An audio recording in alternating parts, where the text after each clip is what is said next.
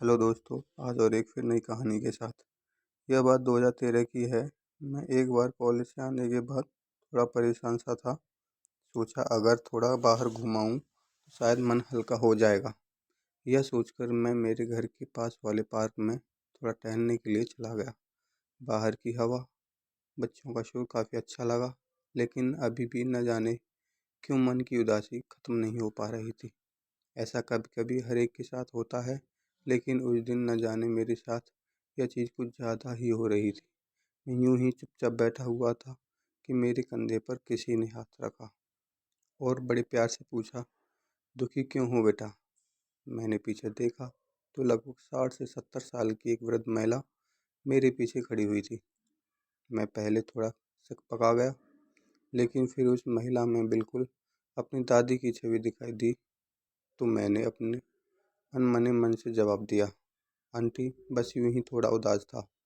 वो महिला मेरे पास बैठी और बड़े प्यार से बोली, परेशानियां हर एक की ज़िंदगी में होती हैं, लेकिन इसका मतलब यह नहीं कि अपनी ज़िंदगी के इतने कीमती पल हम उदासी में गुजार दें।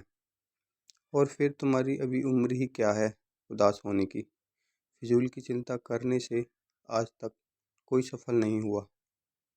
अपने काम पर ध्यान लगाओ, तुम्हें फल अपने आप मिल जाएगा।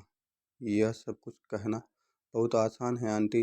मुझे बार बार लगता है कि मैं एक बहुत ही बेवकूफ़, नासमझ और एक ऐसा लड़का हूँ जिसे कुछ भी हासिल नहीं होगा।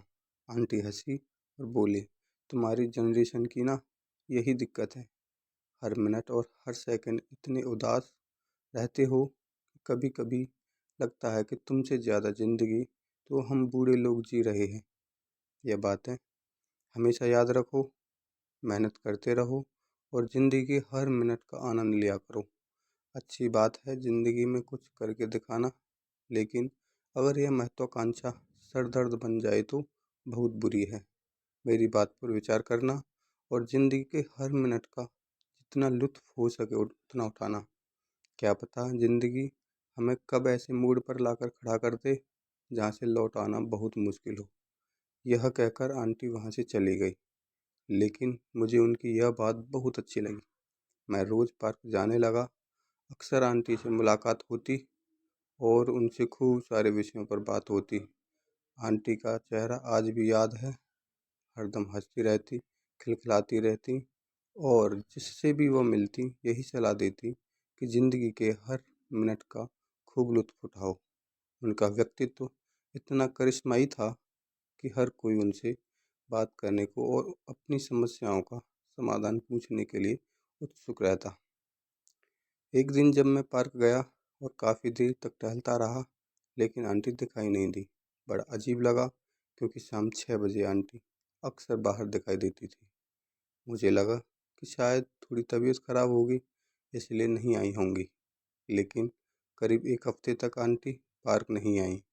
एक बार तो लगा कि उनके घर जाकर उनका हाल चाल पूछाऊँ, लेकिन पता नहीं क्यों एक अजब सी घबराहट के कारण हिम्मत नहीं हुई।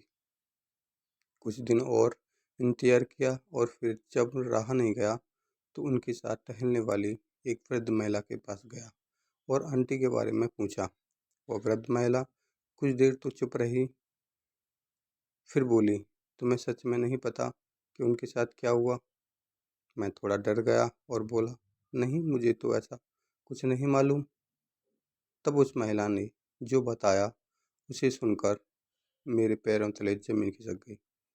वह आंटी, जो कि एक सरकारी स्कूल से रिटायर्ड टीचर थी और जो खूब हंसकर सबसे मिला करती थी, सबका हौसला बढ़ाया करती थी, उनकी ज़िंदगी वास्तव में इतनी खुशहाल नहीं थी।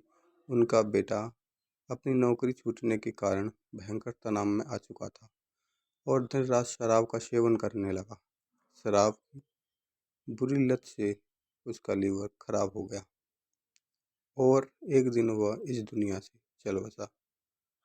अब अपनी बीमार हो चुकी बहू और इकलौते पोते को संभालने की जिम्मेदारी उन्हीं की थी। मैं करीब 5 मिनट तक वहीं खड़ा रहा और आंटी की बातों को याद करता रहा। मैंने सोचा, इतना भयंकर दुख होने के बावजूद आंटी इतनी खुशी से जीने का हौसला रख सकती है, तो फिर मैं क्यों नहीं। दोस्तों, ज़िंदगी में कभी हार नहीं माननी चाहिए।